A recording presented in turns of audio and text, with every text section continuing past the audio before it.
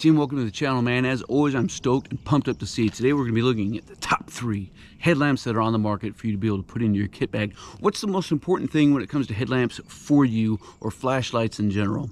Is it brightness? Is it versatility? Is it red light? Is it IR? All of these headlamps have some different characteristics and capabilities, and we're going to look and break down a little bit more in depth. All right, so we got the Princeton Quad. Man, this thing boasts like 78 lumens, it says, and we'll see just how good that is. I don't think everybody's lumens is quite the same as everybody else's, and this thing goes for about 60 bucks, so it's pretty economical. And then we got the Sidewinder CR123. This thing boasts only like maybe 55, 60 lumens, so it sounds like it's not that bright, but again, we'll put this thing to the test at night. And of course, the good thing about this one is it has red, which this one does as well, but this one has red, blue, white, and IR. And then we have the Thrunite TH30V. This thing is absolutely stinking bright. It boasts over 3,000 lumens, and we're going to see just how bright this guy is right here, because again, is everybody's lumens the same as everybody else's? We're going to find out. This thing goes for about $69 on Amazon.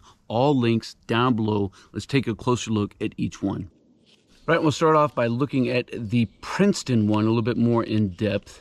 All of them are weatherproofed and weather sealed anyways. This particular one uses 3 AAA batteries, which in my opinion is a good pro, because the batteries are super simple to come across, right, and they're very inexpensive to get as well. Looking at this thing, the housing, it's a molded plastic, so it's kind of rugged, but it's probably the cheapest feeling housing of the 3. It does offer the ability to be able to have a red lens attached to it, which is great for using at night, and it's easy enough to take out and to put back in. The strap is super simple to use and operate, as are most straps and headlamps of this nature.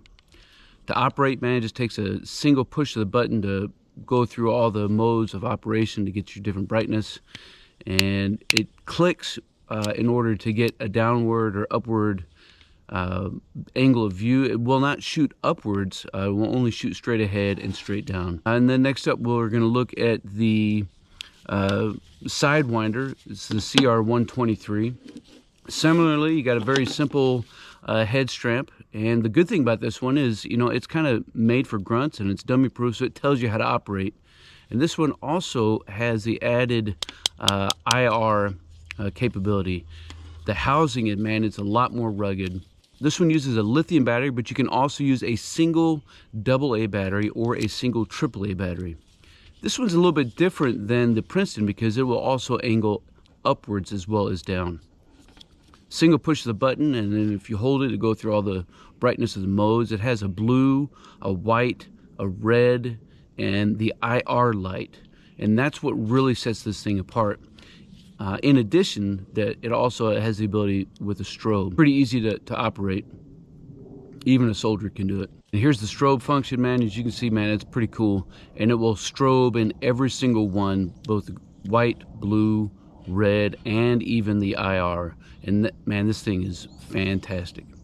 Last up, we have the Thrunite, and this one has more of a metal body, and it is super rugged, man. The head strap itself is a little bit different because it has a strap that goes over the top of your head. So, you know, hit or miss, it's up to you with what you like and what you prefer. But this thing, man, it uses a really expensive lithium battery. I think these things go for like 18 bucks for 2. And unlike the Sidewinder, you can't use any other battery with it. So you have to use this particular style of lithium battery. But this thing, man, it is super bright, and the throw on it is absolutely amazing. So just again, a simple push of a button on the side to get it to operate, and that double click will get it to go to high power. And it also has a really low, like dim light as well, so it's kind of a good little unique feature of it as well.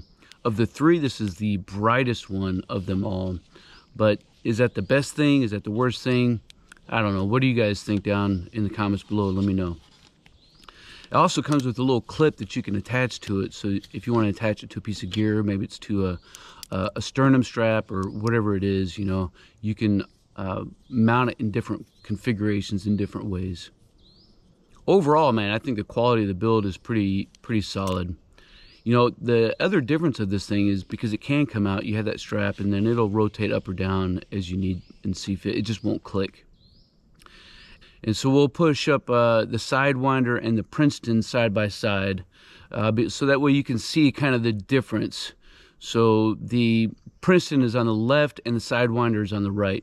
And now here we got the Black Beast, man, that Thrunite, and here's the lowest setting. You can't see much here. I can see a little bit, and then we'll kind of process through and get it to to its brighter settings. And man, as you can see, man, that throw of light is absolutely stinking impressive. And here's the hotness of the Sidewinder, and you can kind of see it piercing into it.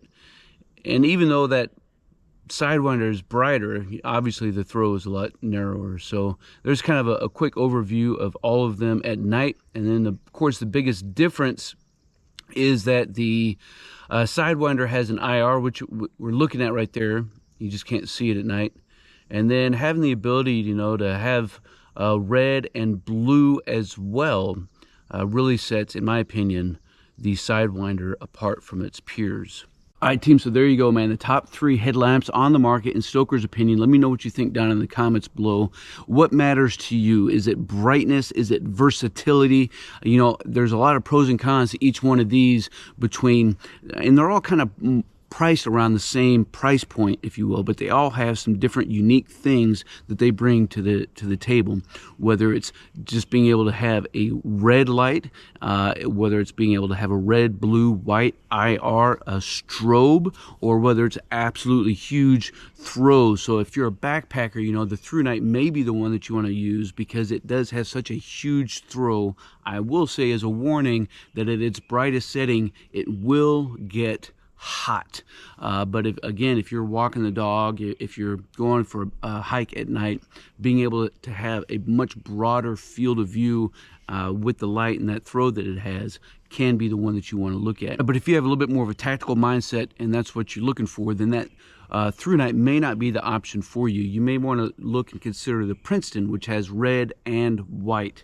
But the biggest difference between the Princeton and the Sidewinder is that the Sidewinder not only offers red, so if you have, maybe it's a non-red light readable map, you can use it in blue, as well as the ability for not only IR, but to strobe. And that strobe ability in this thing really sets this particular headlamp apart because it is so versatile, and it offers the ability to not just use a single lithium battery, but you can throw in a single AA or a single AAA, which in my opinion makes this the most versatile headlamp on the market. Is it the brightest? No. Is it the most versatile? Yes. So there you have a couple thoughts and opinions from Stoker as far as what I think are the top 3 headlamps on the market. Let me know what you think down in the comments below. That way we can continue to keep this conversation rolling. Man, as always, I appreciate all you guys. Until then, you stay out there, you keep grinding, and you stay stoked.